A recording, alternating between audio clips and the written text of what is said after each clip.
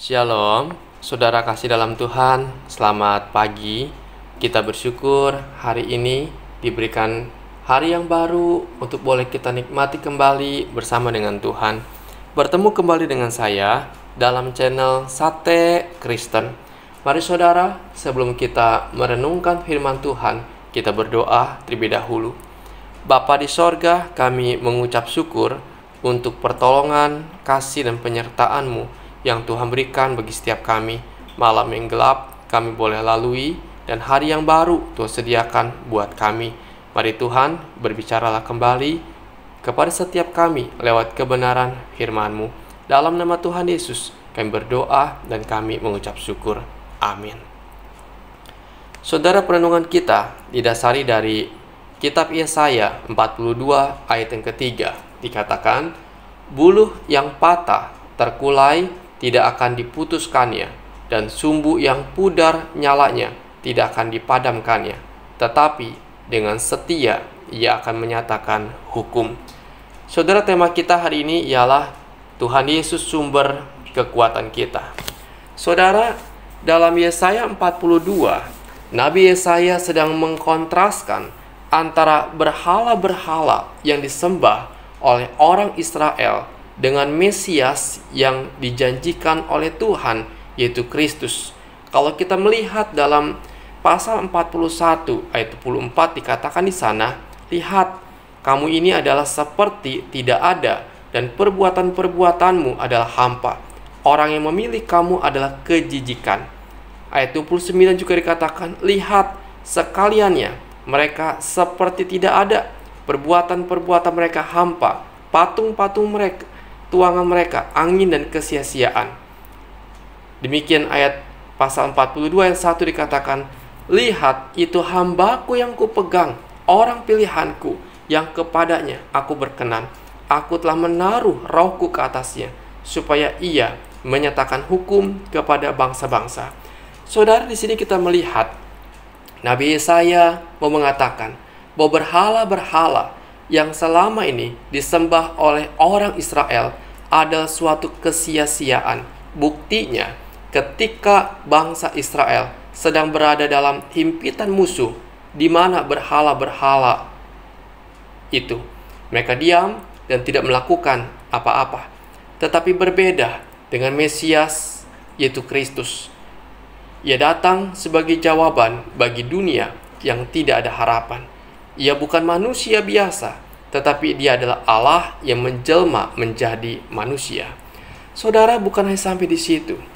Penegasan bahwa Kristus berasal dari Allah dinyatakan dalam ayat 5 dan 8. Dikatakan, beginilah firman Tuhan yang menciptakan langit dan membentangkannya, yang menghamparkan bumi dengan segala yang tumbuh di atasnya, yang memberi nafas kepada umat manusia yang mendudukinya, dan nyawa kepada mereka yang hidup di atasnya. Aku ini, Tuhan, telah memanggil engkau untuk maksud penyelamatan, telah memegang tanganmu. Aku telah membentuk engkau dan memberi engkau menjadi perjanjian bagi umat manusia, menjadi terang untuk bangsa-bangsa, untuk membuka mata yang buta, untuk mengeluarkan orang hukuman dari tempat tahanan, dan mengeluarkan orang-orang yang duduk dalam gelap dari rumah penjara. Aku ini Tuhan, itulah namaku. Aku tidak akan memberikan kemuliaanku kepada yang lain dan kemasyuranku kepada patung. Ini artinya Allah Bapa sendiri yang mengutus Kristus datang ke dalam dunia, dan kehadiran Kristus di dalam dunia mempunyai tugas yang sangat mulia, yaitu untuk menjadi terang bagi bangsa-bangsa, menjadi terang bagi manusia, bagi saudara dan saya.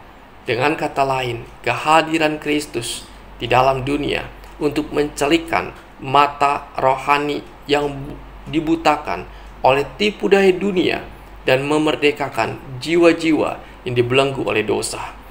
Saudara, di sini kita mendapati bagaimana Kristus datang untuk menyatakan bukti kasih yang terbesar Allah kepada manusia. Karena itu dalam ayat emas kita dikatakan, buluh yang patah terkulai tidak akan diputuskannya, dan sumbu yang pudar nyalanya tidak akan dipadamkannya. Saudara, buluh yang dimaksud di sini adalah semacam ilalang besar yang banyak terdapat di sekitar sungai, atau menurut kebiasaan pada zaman itu, buluh sering dipakai oleh anak-anak Yahudi untuk membuat suling yang sangat sederhana. Ketika ilalang ini mudah sekali didapatkan, maka apabila ditemukan ada ilalang yang retak, maka mereka akan membuangnya. Demikian juga sumbu yang telah pudar nyalanya menunjukkan bahwa sumbu itu sudah pendek dan hampir habis sehingga pudar nyalanya. Namun Allah menyatakan buluh itu walaupun sudah patah terkulai tidak akan diputuskannya, dan sumbu yang hampir padam tidak akan dipadamkannya. Saudara, jikalau buluh yang terkulai ini merupakan gambaran diri kita, manusia yang berdosa, yang tidak bernilai dan sepatutnya dibuang dan dicampakkan oleh Allah, namun Allah menyatakan orang-orang yang demikian tidak akan dipatahkannya. Kristus datang ke dalam dunia menanggung dosa-dosa kita sekalian di atas kayu salib. Ia rela disalib, disiksa, dianiaya, menderita demi saudara dan saya. Ini menunjukkan betapa Kristus begitu mengasihi saudara dan saya. Dialah sumber kekuatan kita yang menopang kehidupan kita hingga kita bisa berdiri, bisa tegak menghadap Allah, karena Tuhan yang menjadi pembela buat kita. Saudara, mari kita sadari, tanpa Kristus hidup kita akan terhilang. Tetapi dengan Kristus kita akan mendapatkan kemerdekaan. Dengan Kristus kita akan mendapatkan kemenangan. Karena itu saudara, mari kita datang kepada Kristus dengan kesungguhan hati kita. Mari kita hargai pengorbanan Tuhan dengan hidup bagi kemuliaannya. Karena Kristus Tuhan kita adalah sumber kekuatan kita. Saudara, kiranya renungan ini boleh memberkati saudara sekalian. Amin. Bapa di sorga, kami mengucap syukur kasih-Mu, pimpinan-Mu, penyertaan-Mu Tuhan yang Engkau berikan bagi setiap kami. Terima kasih, Engkau adalah sumber kekuatan kami yang membuat kami berdiri tegak ya Tuhan.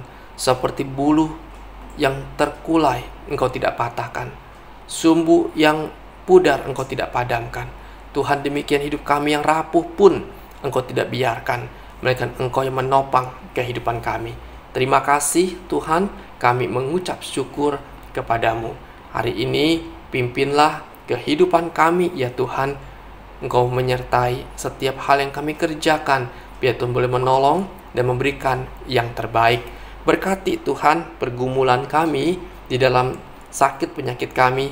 Mungkin saudara kami sedang bergumul Tuhan dengan sakit kolesterol yang tinggi, asam urat yang tinggi. Tuhan tolong biar Engkau boleh menjamah, memulihkan keadaannya. Engkau yang boleh Tuhan menyembuhkannya. Tuhan tolong Engkau Tuhan juga melawat saudara kami yang bergumul Tuhan dengan kanker paru-paru, di mana dokter mendiagnosis Tuhan bahwa saudara kami mengidap stadium 4. Tuhan tolong, biar Engkau Tuhan yang menjamah dengan pertolongan-Mu, dengan kuasa-Mu Tuhan, melalui tangan dokter, melalui kemoterapi, melalui obat-obatan, biar kuasa Tuhan dinyatakan. Tuhan berbelas kasihanlah.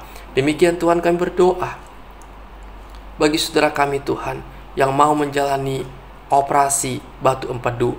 Biar Tuhan juga menolong Tuhan. Engkau yang boleh campur tangan sehingga operasi berjalan dengan lancar, dengan baik, dan saudara kami ini pun mengalami kesembuhan.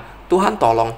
Demikian Tuhan, saudara kami sedang bergumul dengan saraf kejepitnya, di mana tangannya, kakinya sakit ya Tuhan, sehingga sulit untuk berjalan.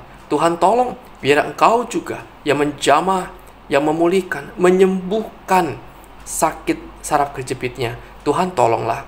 Tuhan, kami berdoa untuk saudara kami Tuhan yang sedang mengalami gangguan mata. Tuhan juga yang berbelas kasihan. Tuhan yang boleh menyembuhkan, memulihkan akan sakit mata yang dialaminya. Tuhan tolonglah. Terima kasih Tuhan. Kami juga berdoa kepadamu Tuhan, bagi saudara kami bergumul Tuhan dengan migrain ya Tuhan. Biar Tuhan juga tolong, Kau jamah Tuhan sakit kepalanya ini, Tuhan sembuhkan dengan kasih-Mu. Tuhan, kami bawa ke dalam tangan-Mu. Inilah hidup kami berseru kepada Engkau, membawa hidup beban kami, pergumulan kami hanya kepada Engkau, sebab Engkaulah pertolongan kami. Di dalam nama Tuhan Yesus, kami berdoa dan kami mengucap syukur. Amin. Selamat pagi saudara, selamat beraktivitas, dan Tuhan Yesus memberkati kita sekalian.